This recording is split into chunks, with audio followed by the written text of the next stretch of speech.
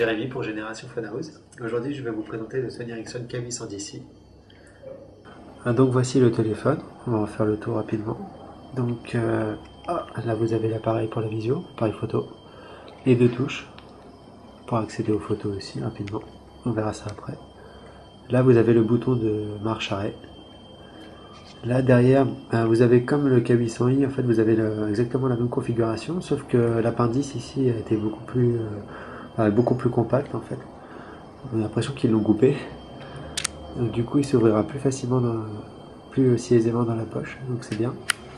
Le même flash à xénon, le haut-parleur. L'aspect derrière c'est un aspect gomme, c'est un peu différent du K800 original, enfin du moins le silver. Là vous avez la fiche de connexion pour le chargeur et le kit piéton, l'attache pour la dragonne ici, le bouton d'appareil photo, les touches de volume. Là vous avez les touches qui ont été complètement changées, les touches du téléphone, donc elles sont en métal, elles sont bien en métal. Toute la surface est en plexi, donc tout est lissé, donc pour les traces de doigts c'est pas évident, là on en voit pas mal. Sinon au niveau de l'écran rien n'a changé, c'est toujours la même chose. Les menus sont constitués de la même manière. Lorsqu'on l'ouvre ici, voilà, donc là vous activez l'appareil photo directement.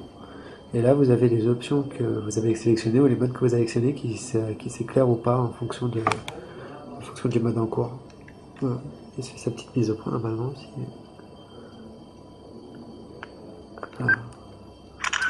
Voilà. Donc ça y est, il a fait la mise au point. C'est le même flash, hein, c'est au xénon apparemment. Tac. Donc maintenant on va le mettre aux côtés de son ancêtre, le K800i. Je sais pas si on voit bien, voilà. Là vous allez bien voir.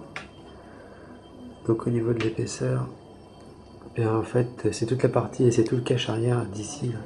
Toute cette partie là qui gênait sur le K800i, qui a été complètement enlevée ici. Sinon au niveau des dimensions, c'est la même chose. Au niveau des touches, c'est différent. Avant et après.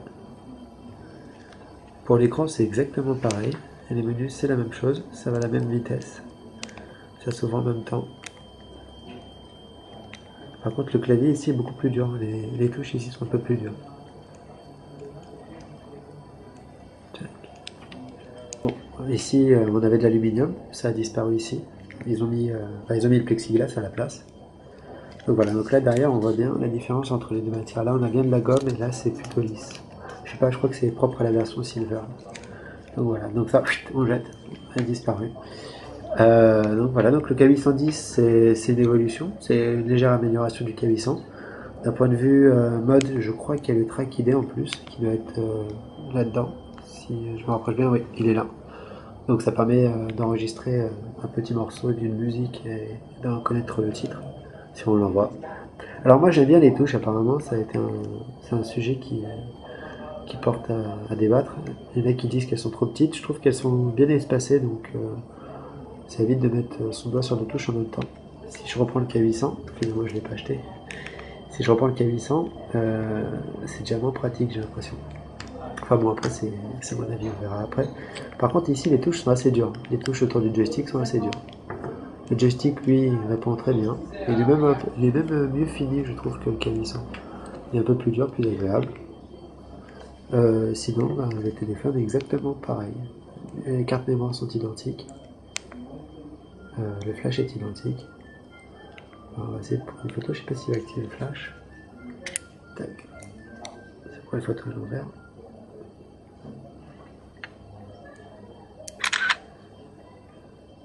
Voilà. C'est pas mal.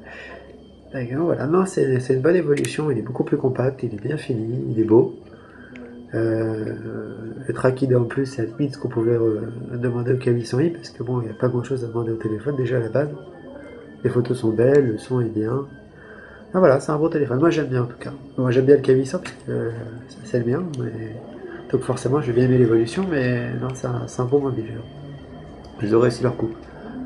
On verra le prochain s'il fait 5 mégapixels ou pas. Voilà, bon bah c'était Jérémy sur Génération Phone House. Je vais vous présenter le K810i de Sony Ericsson. Merci beaucoup, à bientôt.